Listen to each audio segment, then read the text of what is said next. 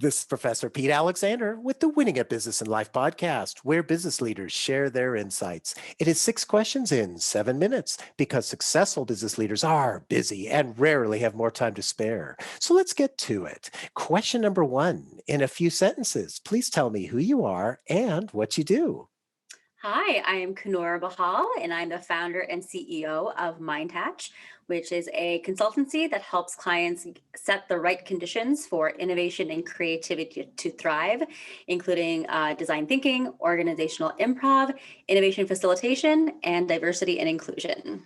Well, Coonoor, it's such a pleasure to have you on the show. Question number two, what is something that makes you smile and or laugh about working in your industry? Yeah, so I work in a couple different industries, and I'd say in my design, strategy, innovation field, I think there's always a lot of opportunity to laugh, especially because that work requires a lot of humility when you are wrong. So I think we really treasure when our assumptions are proven wrong, and it always brings a smile to our faces. Yeah. I can totally appreciate that too. It's, I mean, when it's, and I always like to say that when you're wrong, you learn from that more Oh, so yeah. than when you're right. Isn't it true? Yes, and human fallibility is hilarious, hmm because we've got these amazingly evolved brains, and sometimes they don't work. So, Absolutely. Question number three. I have a fictitious book with all the answers for business.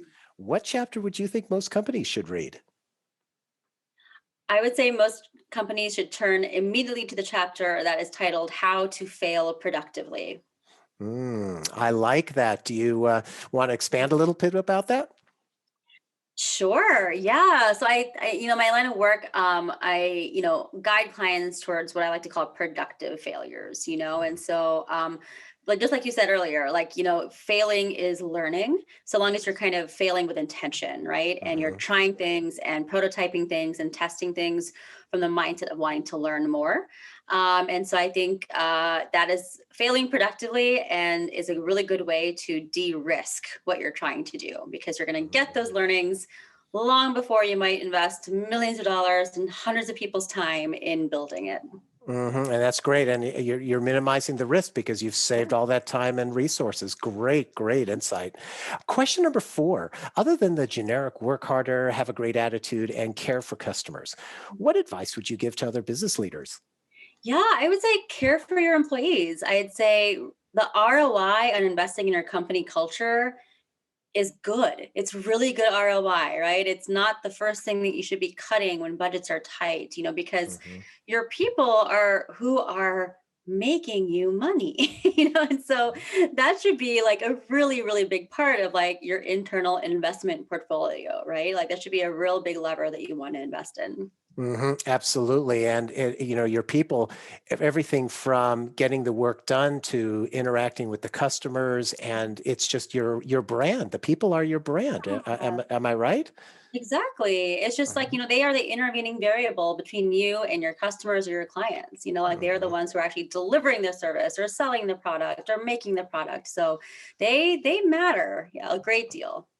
I love that. Question number five. What other business leader like yourself would you Mhm. like to acknowledge and invite to be on my podcast? I would love to invite a woman named Meg Murray. She's the owner of an amazing brand of wines called Nasty Woman Wines. I have a few bottles just waiting to be cracked open in my kitchen right now. I love her brand. I love what she stands for.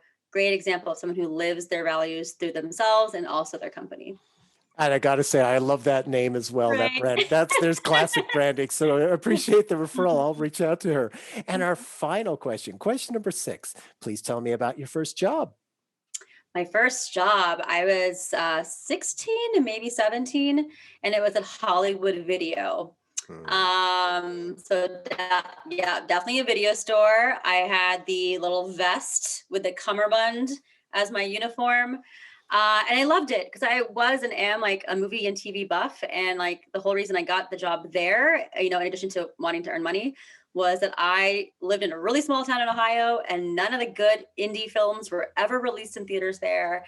So the only way I could get them was to like get them on video. But I was such a nerd, I wanted it early. So I got to get advanced screener VHS copies of all these movies that I wanted to see because I worked there. Well, it's a great way, Benny, to work in Yeah. that store. So it's a great story. Thank you for Mhm. sharing that, and thank you for being on the show. How can people find you? Yeah, thanks for asking. Well, they can find Mind Touch on the web, of course, on Instagram, LinkedIn, Facebook, and Twitter. And you can also find me on LinkedIn personally. Please connect with me. Please also connect with me on Instagram, myself, Coonoor Behal. And you can find out about my upcoming book, which is titled I Quit, The Life Affirming Joy of Giving Up.